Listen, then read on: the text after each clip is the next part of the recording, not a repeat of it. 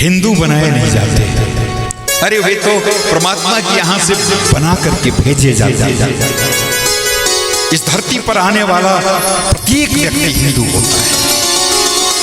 अब यहां आने के बाद खातना करके कोई उसे मुसलमान बना दे, या फिर बपतिस्मा करके कोई ईसाई बना दे। ईसाई बनाए जाते हैं, मुसलमान बनाए जाते हैं, बौद्ध बनाए जाते हैं, हिंदू बनाए नहीं जाते। हिंदू तो बने बनाए जाते हैं। अब आप पूछते हो कि हिंदू कैसे बने? हिंदू बनाया कहां जाए? सभी लोग हिंदू हैं। अब हिंदू जैसे आप खातना नहीं हुआ तो आप काफिर हो, आप मुसलमान तो हो ही नहीं सकते। तो आप मुसलमान नहीं हो सकते तो क्या हो? तो आप विधर्मी हो, मतलब हिंदू हो। किसी का बपतिस्मा नहीं हुआ तो आप क्या हो? तो आप ईसाई नहीं हो। तो ईसाई नहीं हो तो क्या हो? हिंदू हो। जब कोई नहीं था, मोहम्मद साहब से इस्लाम प्रारंभ होता है, और उसके पहले कौन था? हिंदू था। 2020 से पहले, ईसा मसीह से पहले कौन था? हिंदू था। यही एक धर्म है। आप इस्लाम को धर्म नहीं कर सकते, ईसाई को धर्म नहीं कर सकते। ये मत हो सकते हैं, मजहब हैं, मत हैं, दल हैं, और दल पे दल हैं, दल हैं। ये धर्म नहीं हो सकता। किसी भी परिस्थिति में इसे धर्म नहीं कहा जा सकता। अरे धारणात धर्म, धर्म तो धारण करने योग्य होता है। और हिंदू व्यवस्था ही एकमात्र ऐसी व्यवस्था है जो पूरी वसुंधरा के लिए ईश्वर प्रदत्त एक संविधान है। पानी यदि है 2 बार स्नान करो, पानी नहीं है 1 बार स्नान करो, बिल्कुल पानी नहीं है स्नान मत करो। मंत्र स्नान कर लो, मानसिक स्नान कर लो। यह व्यवस्था मात्र और मात्र, चूंकि ये ग्लोबल है, क्योंकि ये धर्म है, यही धारण करने योग्य है। और बाकी तो क्षेत्र विशेष, काल विशेष पर, परिस्थिति विशेष पर जन्मा हुआ एक संप्रदाय है, एक ऑर्गेनाइजेशन है। किसी व्यक्ति के मत को मानने वाले कुछ उस मतावलंबियों का एक ऑर्गेनाइजेशन, एक संगठन है। ये धर्म कैसे है? धर्म तो एक है, सनातन धर्म है। क्योंकि यदि जगत पिता एक है, ईश्वर एक है, तो उसका संविधान भी एक होगा, जो पूरे विश्व के लिए होगा और पूरे विश्व के धारण करने योग्य होगा। अब जो अरब में जो संविधान है धर्म का, वह भारत में कदापि लागू नहीं होगा। अब एक दातुन से आप 1.25 महीने तक मुंह धोना, वहां के लिए धर्म हो सकता है। धर्म मतलब वहां के लिए व्यवस्था हो सकती है। वो पानी नहीं है इसलिए मिट्टी से पाक साफ हो जाना, क्योंकि वहां पानी है ही नहीं। लेकिन भारत में जहाँ गंगा, जमुना, सरस्वती जैसी बड़ी नदियां और प्रत्येक गांव से गुजरने वाली नदियां, और यहाँ भी यदि आप मिट्टी से यदि पाक साफ होते हो तो ये जायज नहीं है। मैं निवेदन करूंगा, यदि सब लोग हिंदू, क्योंकि हमने कहा ही 14 वर्षों पूर्व, इस्लाम के पूर्व कौन था? जब इस्लाम नहीं था तो कौन था? हम थे, हिंदू थे। जब ईसाईयत नहीं थी तब कौन था? हम थे। जब बौद्धिज्म नहीं था तब कौन था? हम थे। इसलिए आप सब हिंदू, और जब सब हिंदू हो तो फिर हम किसी को हिंदू बनाने का क्या हो सकता है? सबके सब हिंदू ही तो हो। अब आप निराकार को मानते हो तब भी हिंदू, साकार को मानते हो तब भी हिंदू, मूर्ति पूजक हो तब भी हिंदू, निर्गुण उपासक हो तब भी हिंदू, शाकाहार करते हो तब भी हिंदू, निराहार रहते हो तब भी हिंदू, फलाहार करते हो तब भी हिंदू, और मांसाहार करते हो तब भी हिंदू। रावण मद्य मांस खाता था, तो ऐसा थोड़े ना था कि वह हिंदू नहीं था, हिंदू ही था। उसका चरित्र अधर्म से युक्त था, वह धर्महीन था, लेकिन था तो हिंदू ही। वह राक्षस हो सकता है। यदि आप मर जाते हो तो मरने के बाद यदि जला दिए जाते हो तब भी हिंदू, मर जाने के बाद यदि दफना दिए जाते हो, हमारे यहाँ सन्यासियों को दफनाया जाता है, तब भी हिंदू, पानी में यदि बहा दिए जाते हो जल समाधि तब भी हिंदू, यदि पूरब दिशा की ओर मुख करके आप प्रार्थना करते हो, पूजन करते हो तब भी हिंदू, पश्चिम दिशा की ओर यदि मुख करके पूजन करते हो, ब्रह्म भगवती की उपासना हम करते हैं, या बहुत सारे मंदिरों में जब प्रवेश करते हैं तो उसका द्वार पूरब होता है, तो पूरब से जब प्रवेश करते हो तो देवता पूर्वाभिमुख है, तो पश्चिमाभिमुख ही आप वंदना करते हो, तब भी हिंदू। दक्षिण पितरों की पूजा हिंदू, उत्तर ब्रह्मा शिव की उपासना तब भी हिंदू। हिंदुएतर कोई व्यवस्था हो ही नहीं सकती। अब इससे भी आपको बोध ना हो तो मैं एक दृष्टांत आपको सुना करके बोध कराने का यत्न करता हूं। आप 3 घरों से 3 संप्रदाय, 3, एक मुसलमान के घर से बच्चे को उठा लो, नवजात शिशु को उठा लो, एक हिंदू के बच्चे को उठा लो और एक ईसाई के बच्चे को उठा लो, और तीनों को ले जाकर के जंगल में छोड़ दो 25 वर्षों के लिए। 25 वर्षों के बाद तीनों संप्रदाय, तीनों समुदाय के लोग आप उन बच्चों से मिलने जाओ और कोई पहचान करके बता दे कि कौन मुसलमान और कौन ईसाई है उसमें। पहले एक बार बच्चे का रंग रूप देख लेना।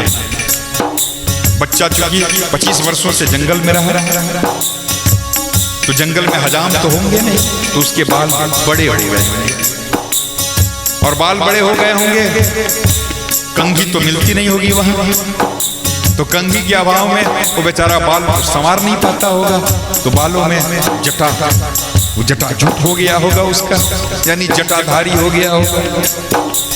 दाढ़ियां बड़ी बड़ी, हमसे भी बड़ी हो गई होगी, मूछें बड़ी बड़ी, क्योंकि वहां हजाम तो होगा नहीं कि इसको काट करके और एक शेप दे दे।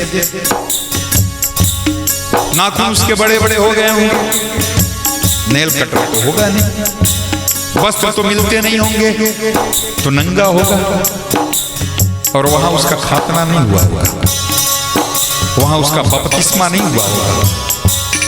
अब किसकी मजाल है भैया कि उन तीनों बच्चों में किसी भी बच्चे को इंगित करके कोई उसे आज अस्सलाम वालेकुम कह दे या गुड मॉर्निंग गुड आफ्टरनून कह दे।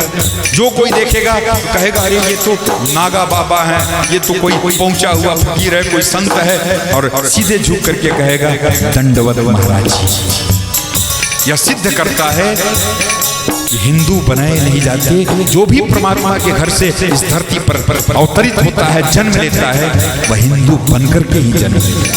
हम दुनिया वाले उसे मुसलमान बना देते हैं या फिर ईसाई बना देते हैं।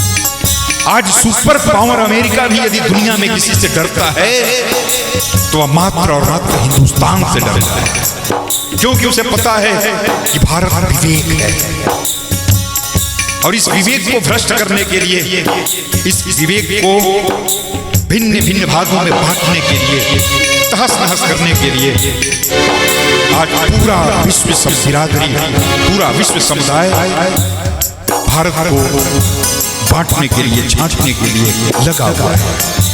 क्योंकि सब डरते हैं अगर दुनिया में किसी से तो अमेरिका से, और अमेरिका भी डरता है किसी से तो वह भारत से।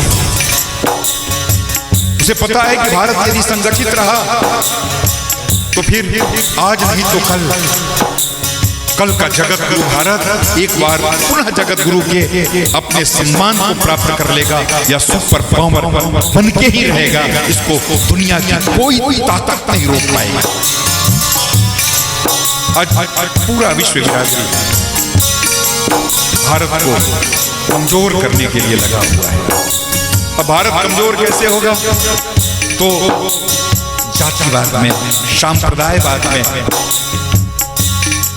यही इसकी कमजोर नस है। इसको दबा दो, आपस में हिंदू आपस में लड़ जाएं, और लड़ जाएं तो शत्रु का शत्रु मित्र होता है। तो एक वर्ग जो होगा उस वर्ग को हम अपने में मिला लेंगे, हम धर्मांतरित कर देंगे। एक ट्रेंड विकसित हुआ धर्मांतरण का।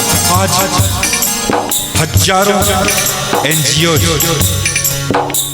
धर्मांतरण के काम में लगे हैं। अन्यून 15,000 करोड़ रुपये प्रति वर्ष विदेशों से इसके लिए फंडिंग होता है, केवल धर्मांतरण के ऊपर कि हम हिंदू आपस में लड़े और एक वर्ग को हम जैसे भी हो प्रलोभन दे करके, धन दे करके, उसकी सहायता करके और धर्मांतरित करते। यह हिंदुस्तान को कमजोर करने का, भारत को कमजोर करने का, सनातन और हिंदुत्व को कमजोर करने का एक बहुत बड़ा वैश्विक षड्यंत्र है। इसमें विश्व के कई देश लगे हुए। मैं निवेदन करूंगा, आपका धर्म ही मात्र धर्म है जो सनातन धर्म है। इसमें सभी वर्णों को, सभी जातियों को सम्मान प्राप्त है।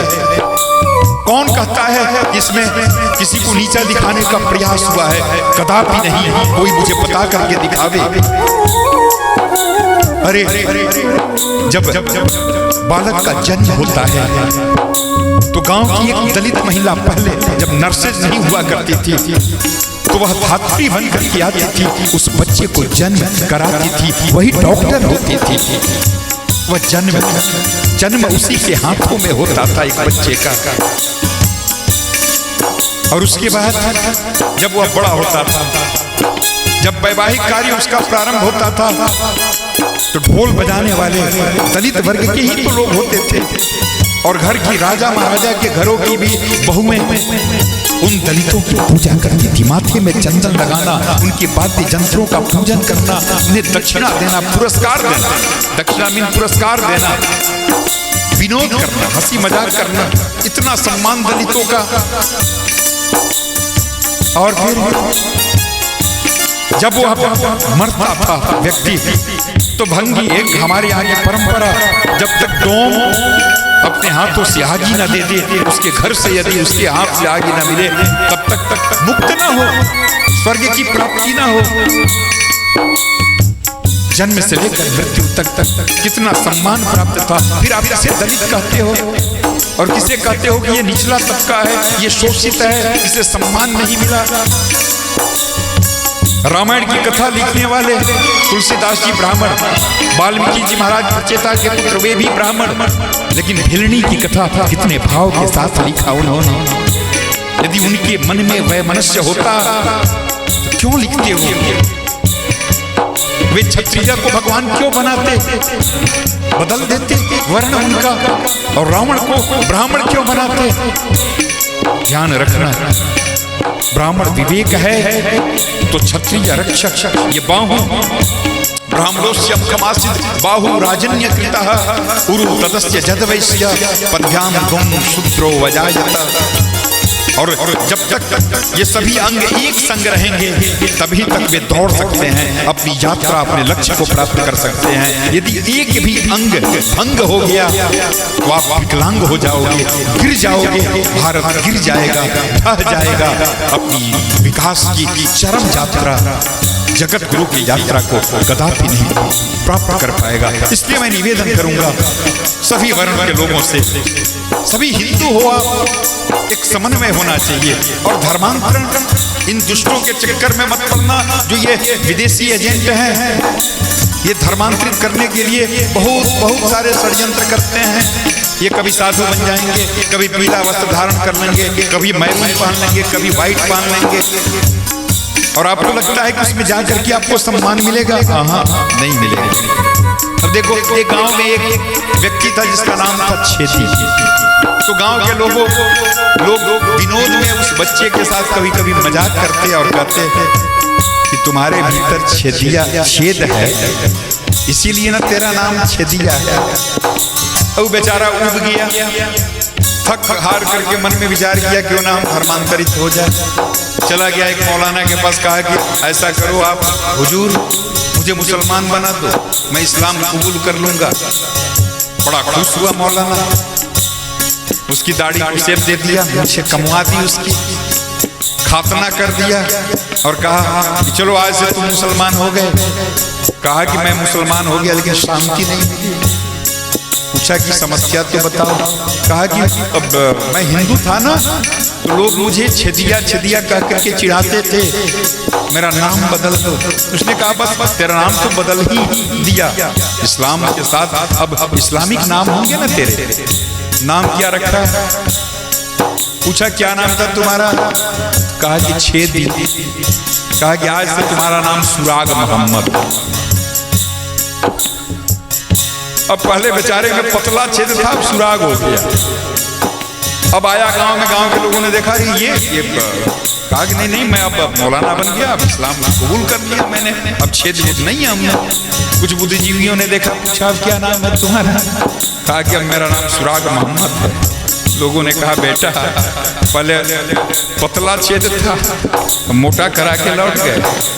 सुराग मोटा होता है। अब दौड़े गया एक पोप के पास, कहा कि हुजूर ऐसा है, पहले मैं हिंदू था, फिर मैं मुसलमान बना, लोग मुझे चिढ़ाते थे, अशांत था मैं, शांति नहीं मिल रही थी, शांति के लिए आपके समीप आया हूँ, कुछ करो। उसने कहा धर्म परिवर्तन कर लो।